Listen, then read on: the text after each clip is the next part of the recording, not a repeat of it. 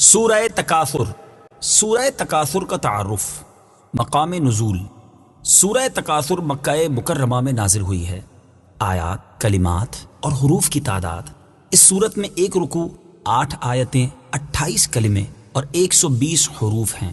تکاثر نام رکھنے کی وجہ: تکاثر کا معنی ہے مال، اولاد اور خادموں کی کثرت پر فخر کرنا۔ اس صورت کی پہلی آیت میں یہ لفظ موجود ہے، اس مناسبت سے اسے سورہ تکاثر کہتے ہیں۔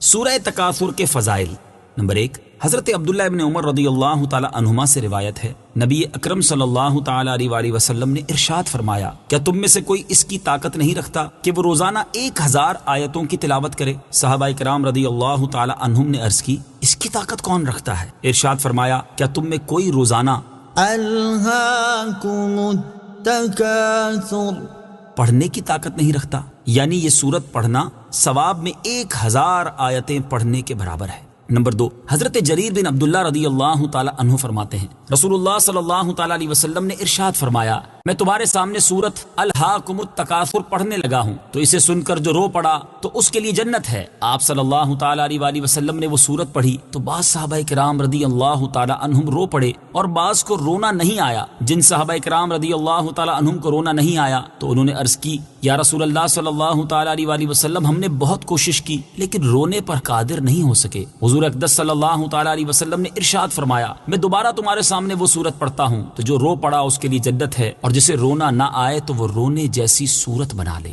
سورہ تکاثر کے مضامین: اس سورت کا مرکزی مضمون یہ ہے کہ اس میں فقط دنیا کی بہتری کے لیے عمل کرنے کی مذمت بیان کی گئی اور آخرت کے لیے تیاری نہ کرنے پر تنبیہ کی گئی ہے، اور اس سورت میں یہ مضامین بیان ہوئے ہیں۔ نمبر 1، اس سورت کی ابتدا میں بتایا گیا کہ زیادہ مال جمع کرنے کی حرص نے لوگوں کو آخرت کی تیاری سے غافل کر دیا ہے، اور یہ حرص ان کے دلوں میں رہی یہاں تک کہ انہیں موت آ گئی۔ یہ بیان کیا گیا کہ نزع کے وقت زیادہ مال جمع کرنے کی حرص رکھنے والوں کو اس کا انجام معلوم ہو جائے گا، اور اگر وہ اس کا انجام یقینی علم کے ساتھ جانتے تو مال سے کبھی محبت نہ رکھتے۔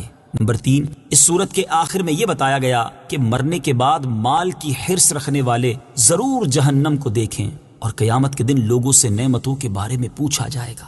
سورہ قارعہ کے ساتھ مناسبت: سورہ تکاثر کی اپنے سے ماقبل سورت قارعہ کے ساتھ مناسبت یہ ہے کہ سورہ قارعہ میں قیامت کی بعض ہولناکیاں بیان کی گئی، اور اس سورت میں جہنم کا مستحق ہونے کی وجہ بیان کی گئی کہ لوگ دنیا میں مشغول ہو کر دین سے دور ہو جائیں گے اور گناہ کرنے لگیں گے، جس کی وجہ سے انہیں جہنم میں ڈالا جائے گا۔ بسم اللہ الرحمن الرحیم۔ ترجمہ: اللہ کے نام سے شروع جو نہایت مہربان رحمت والا ہے۔ الہاکم التکاثر حتی زرتم المقابر۔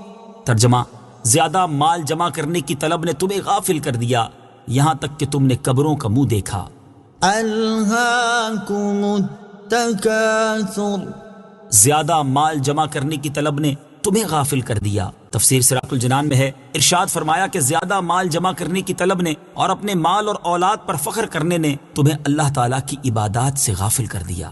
کثرت مال کی حرص کی مذمت: اس سے معلوم ہوا کہ کثرت مال کی حرص اور اس پر اور اولاد پر فخر کا اظہار کرنا مذموم ہے، اور اس میں مبتلا ہو کر آدمی اخروی سعادتوں سے محروم رہ جاتا ہے۔ اللہ تعالیٰ ارشاد فرماتا ہے، اعلموا انما الحیاة الدنیا لعب ولهو وزینة وتفاخر بینکم وتكاثر في الأموال والأولاد كمثل غيث أعجب الكفار نباته ثم يهيج فتراه مصفرا ثم يكون حطاما وفي الآخرة عذاب شديد ومغفرة من الله ورضوان وما الحياة الدنيا إلا متاع الغرور۔ ترجمہ: جان لو کہ دنیا کی زندگی تو صرف کھیل کود اور زینت اور آپس میں فخر و غرور کرنا اور مال اور اولاد میں ایک دوسرے پر زیادتی چاہنا ہے۔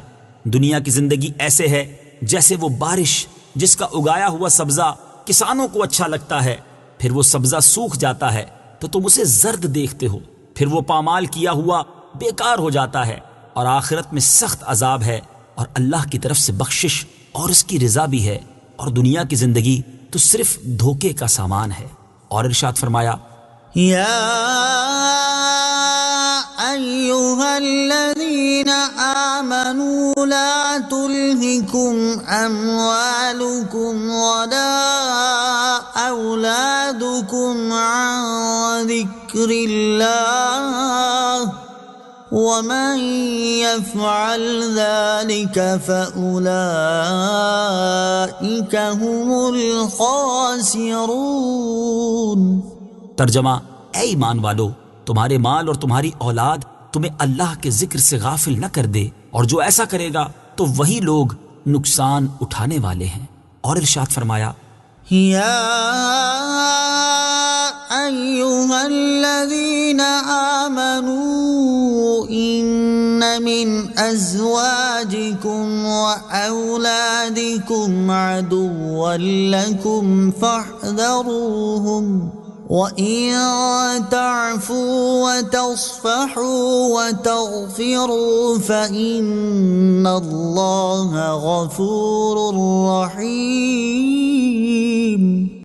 إِنَّمَا أَمْوَالُكُمْ وَأَوْلَادُكُمْ فِتْنَةٌ وَاللَّهُ عِندَهُ أَجْرٌ عَظِيمٌ۔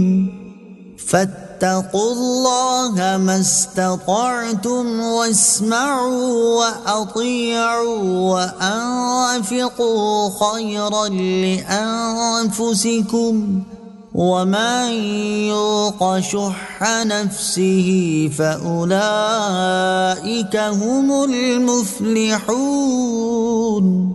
ترجمہ: اے ایمان والو، تمہاری بیویوں اور تمہاری اولاد میں سے کچھ تمہارے دشمن ہیں تو ان سے احتیاط رکھو، اور اگر تم معاف کرو اور درگزر کرو اور بخش دو تو بے شک اللہ بخشنے والا مہربان ہے۔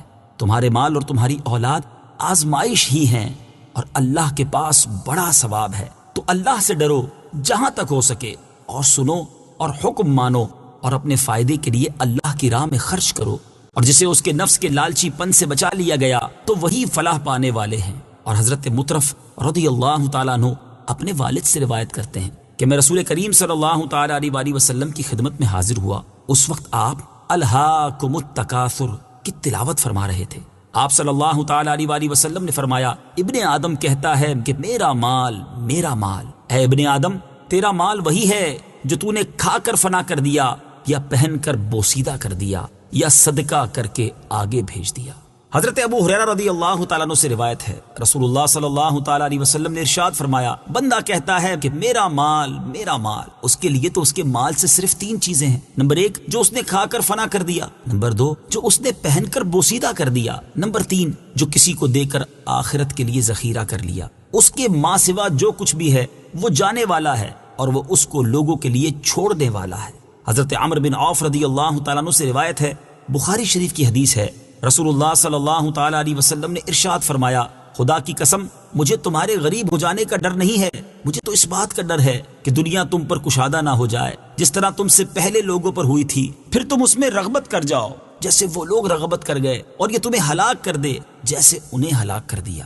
حضرت ابو ہریرہ رضی اللہ تعالیٰ عنہ سے روایت ہے، سرکار دو عالم صلی اللہ تعالیٰ علیہ وسلم نے ارشاد فرمایا: مال و اسباب کی کثرت سے مالداری نہیں ہوتی، بلکہ اصل مالداری تو دل کا غنی ہونا ہے۔ خدا کی قسم، مجھے تمہارے بارے میں محتاجی کا خوف نہیں ہے، لیکن مجھے تمہارے بارے میں اس بات کا خوف ہے کہ تم کثرت مال کی ہوس میں مبتلا ہو جاؤ گے۔ حضرت کعب بن مالک رضی اللہ تعالیٰ عنہما سے مروی ہے، ترمذی شریف کی حدیث ہے، حضور اقدس صلی اللہ تعالیٰ علیہ وسلم نے ارشاد فرمایا: 2 بھوکے بھیڑیے جو بکریوں میں چھوڑ دیے جائیں، وہ ان بکریوں کو اس سے زیادہ خراب نہیں کرتے جتنا مال اور عزت کی حرص انسان کے دین کو خراب کر دیتی ہے۔ اللہ تعالیٰ سب مسلمانوں کو مال کی حرص اور ہوس سے محفوظ فرمائے، آمین۔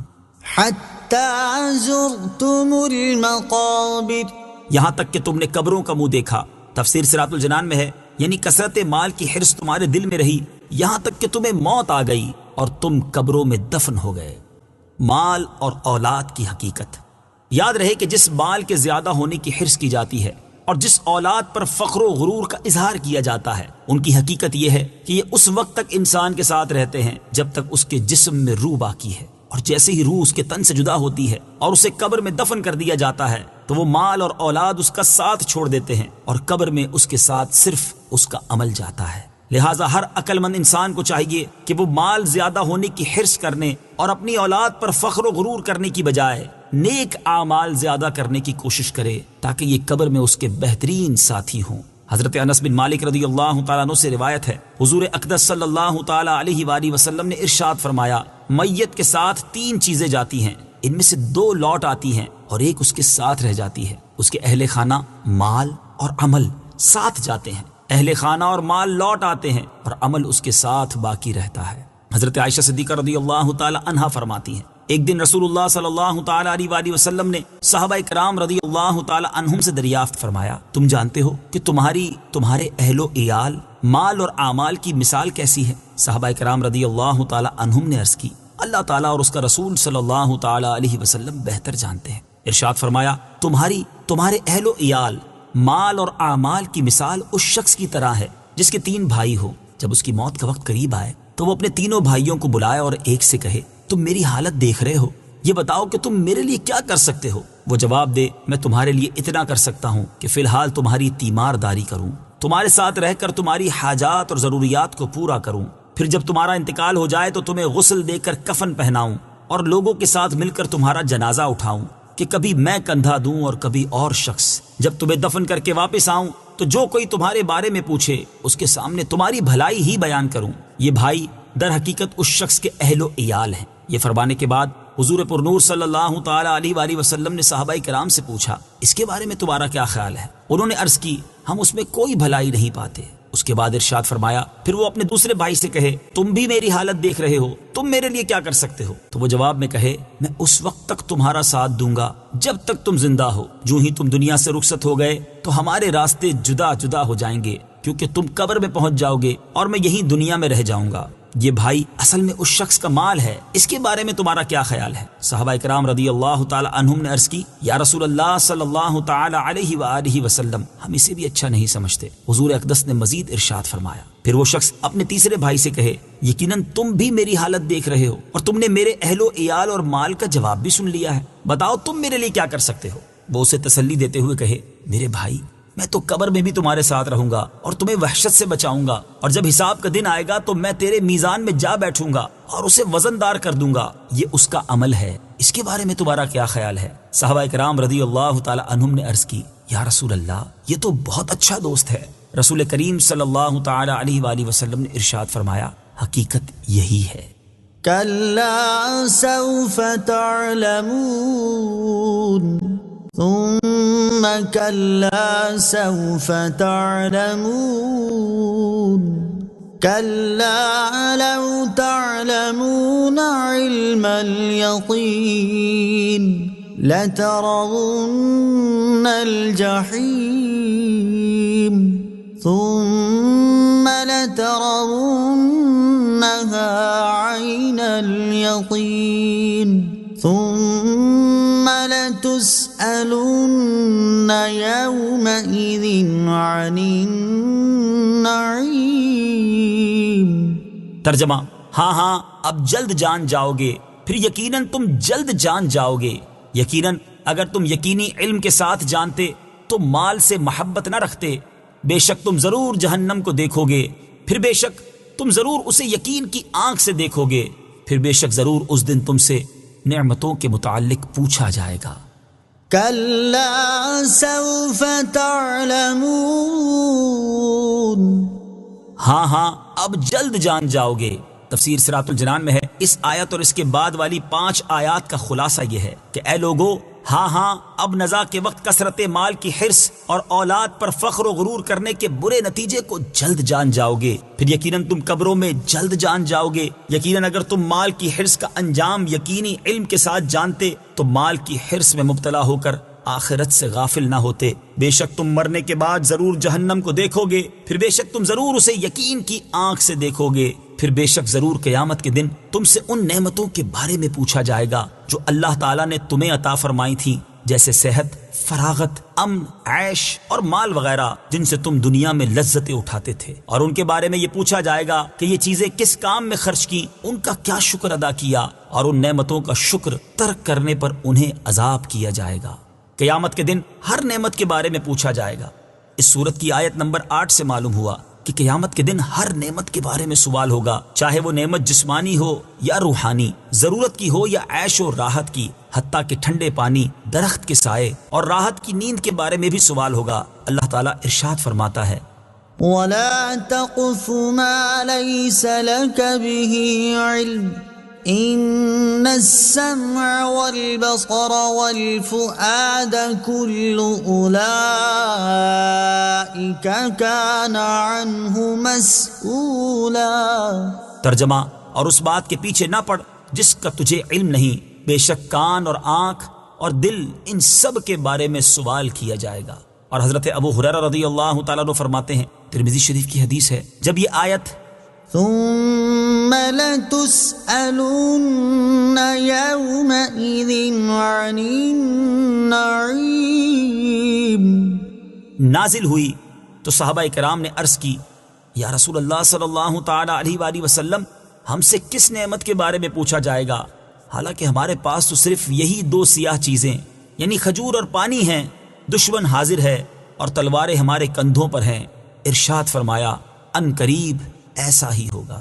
حضرت ابو ہریرہ رضی اللہ تعالی عنہ سے روایت ہے، ترمذی شریف کی حدیث ہے، رسول اللہ صلی اللہ تعالی علیہ وآلہ وسلم نے ارشاد فرمایا، قیامت کے دن بندے سے سب سے پہلے نعمت کے بارے میں سوال ہوگا۔ اس سے پوچھا جائے گا، کیا ہم نے تمہیں جسمانی صحت نہ دی اور ٹھنڈے پانی سے سیراب نہ کیا؟ حضرت عبداللہ ابن مسعود رضی اللہ تعالی عنہ سے روایت ہے، ترمذی شریف کی حدیث ہے، نبی کریم صلی اللہ تعالی علیہ وآلہ وسلم نے ارشاد فرمایا، قیامت کے دن انسان کے قدم نہ ہٹیں گے حتیٰ کہ اس سے 5 چیزوں کے بارے میں سوال کیا جائے۔ نمبر 1، اس کی عمر کے بارے میں کہ کس چیز میں خرچ کی۔ نمبر 2، اس کی جوانی کے بارے میں کہ کس کام میں گزری۔ نمبر 3 اور 4، اس کے مال کے بارے میں کہ کہاں سے کمایا اور کہاں خرچ کیا۔ نمبر 5، اس کے علم کے بارے میں کہ اس پر کتنا عمل کیا۔ اللہ تعالیٰ ہر مسلمان کو اپنی نعمتوں کا شکر ادا کرنے کی توفیق عطا فرمائے، اور ہر مسلمان کو چاہیے کہ وہ یہ دعا مانگا کرے، رب أوزعني أن أشكر نعمتك التي أنعمت علي وعلى والدي وأن أعمل صالحا ترضاه وأصلح لي في ذريتي إني تبت إليك وإني من المسلمين۔ ترجمہ، اے میرے رب، مجھے توفیق دے کہ میں تیری نعمت کا شکر ادا کروں جو تو نے مجھ پر اور میرے ماں باپ پر فرمائی ہے، اور میں وہ کام کروں جس سے تو راضی ہو جائے، اور میرے لیے میری اولاد میں نیکی رکھ، میں نے تیری طرف رجوع کیا اور میں مسلمانوں میں سے ہوں۔ صدق اللہ العظیم۔